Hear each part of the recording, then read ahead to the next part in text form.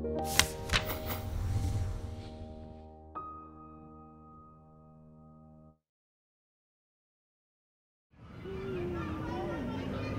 c'est une grande enquête sur la santé des Montréalais.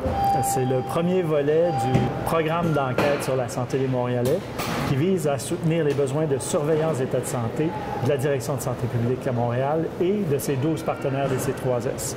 À partir d'un échantillon de 900 personnes par territoire de C3S, 11 000 personnes au total de 15 ans et plus à Montréal, nous donne un niveau de précision inégalé. Si on parle d'utiliser des données pour faire une planification plus efficace, plus précise des activités de santé publique, mais Topo répond à cette question-là.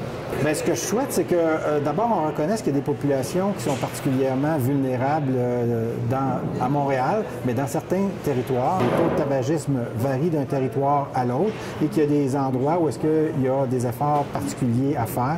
Problème d'obésité aussi qui persiste à Montréal, même augmente, et puis pour lequel on a des aménagements à faire au niveau des conditions de vie.